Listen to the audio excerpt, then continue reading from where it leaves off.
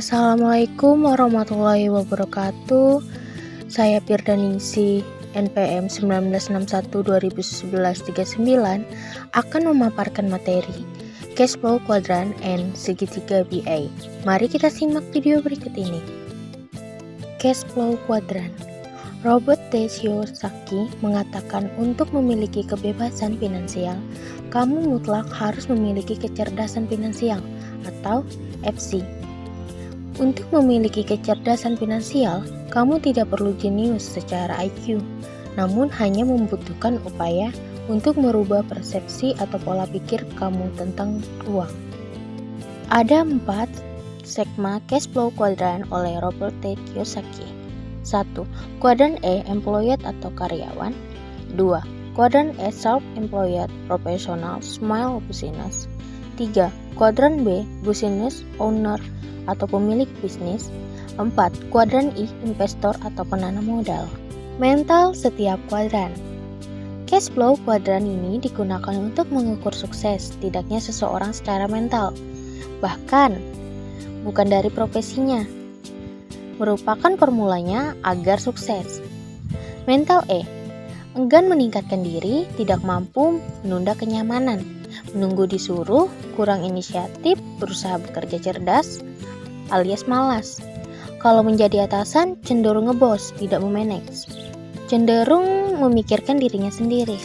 Mental S, self-employed, setingkat lebih baik dibandingkan mental E, mampu menunda kenyamanan, berusaha meningkatkan diri, berusaha berinisiatif, berusaha bekerja keras dan cerdas, mampu bekerja mandiri namun sulit bekerja dalam tim, tidak mampu mendelegasikan pekerjaan. Kalau menjadi atasan, kurang mampu mengelola dan tidak mampu mengajari atau mendidik bawahannya, sehingga berakibat tidak tercipta kerja tim yang bersinergi, cenderung memikirkan kesuksesan dirinya sendiri. Mental B, business owner, setingkat lebih baik dibandingkan S, mampu menunda kenyamanan, berusaha keras meningkatkan diri, berusaha keras berinisiatif, berusaha bekerja keras dan cerdas, mampu bekerja mandiri dan mampu bekerja dalam tim, mampu mendelegasikan pekerjaan dalam artian segala sesuatu tetap berjalan dengan baik, walaupun dirinya tidak ada untuk sementara waktu. Kalau dia ini jadi atasan, dia ini mampu mengelola dengan baik dan mampu mengajari atau mendidik bawahannya, sehingga terciptanya kerja tim yang bersinergi dan berkembang. Mampu memimpin tim dan mengontrol tim terus-menerus sehingga dapat mencapai sasaran atau suatu tujuan. Cenderung memikirkan kesuksesan bawahannya, atasannya, koleganya, timnya dibandingkan memikirkan kesuksesan dirinya sendiri. Senantiasa berusaha agar segala sesuatu tidak bergantung pada dirinya atau pada person atau orang, melainkan bergantung pada sistem. Jujur, dermawan, rendah hati, dan amanah atau bertanggung jawab. Sedangkan di mental I atau investor, setingkat lebih baik dibandingkan B.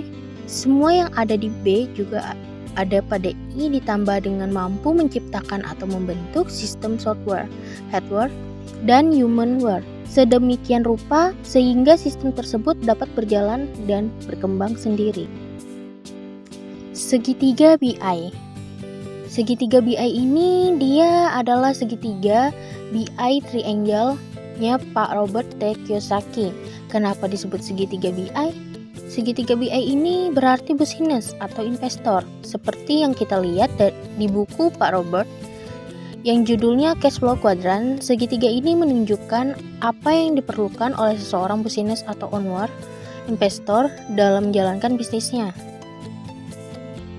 Di sisi dalam segitiga ini terdapat cash flow, communication, system, legal, produk. Cash flow. Mengapa ditaruh di bagian terbawah? Karena cash flow atau arus kas adalah syarat dasar yang fundamental bagi sebuah bisnis untuk berjalan. Apabila bisnis tidak menghasilkan profit dan menjaga cashnya, buat apa kita melakukan bisnis? Sedangkan di komunikasi kita dengan staff berupa manajemen leadership, komunikasi kita dengan konsumen berupa marketing, promosi, negosiasi, selling, komunikasi kita dengan pihak investor, komunikasi kita dengan lingkungan bisnis. Komunikasi kita dengan masyarakat umum, unsur ini terletak di nomor 2 dari bawah karena tanpa komunikasi yang benar, kita tentu tidak dapat menjalankan bisnis dengan benar. Ingat kata Pak Putu Puriasa, sebagian besar masalah yang kita hadapi adalah masalah komunikasi. Sistem. Setelah komunikasi ada sistem. Dengan sistem kita bisa membentuk suatu pola dalam bisnis kita. Dengan adanya sistem yang baik, bisnis kita dapat berjalan dengan baik pula. Bagaikan roda-roda bergerigi yang ditata dengan baik, yang menghasilkan mesin otomatis sehingga kita tidak perlu terjun langsung di dalamnya. Legal. Kalian tahu apa itu legal? Ya, benar sekali. Legal adalah semacam pendaftaran merek, badan hukum, kontrak perjanjian ditaruh di nomor 2 dari atas. Karena legal berperan untuk memayungi apa yang kita bentuk pada cash flow, communication, dan sistem. Kalau kita tidak terdaftar di pemerintahan ataupun punya badan hukum yang jelas, ketiga hal di bawahnya akan menjadi percuma. Karena bisnis dapat dilimbas kapanpun oleh kompetitor kita. Sedangkan di produk, diberikan tepat di paling atas, posisi yang paling lancip. Karena produk adalah pon linear bisnis kita. Suatu unsur yang akan menembus pasar berbicara kepada masyarakat. Dan unsur paling dekat yang memberikan kehidupan kepada bisnis kita. Sudahkah produk kalian berperan seperti itu? Nah, kelima unsur tersebut tidak akan dapat ditompang kuat kecuali didukung oleh 3 unsur outline yang tergambar di segitiga ini. Di sisi outline segitiga ini terdapat mission, tim, leadership. Kaya atau miskin itu berawal dari mindset. Jika kamu ingin kaya, mulai dengan ubah mindsetmu. Robert T. Kiyosaki.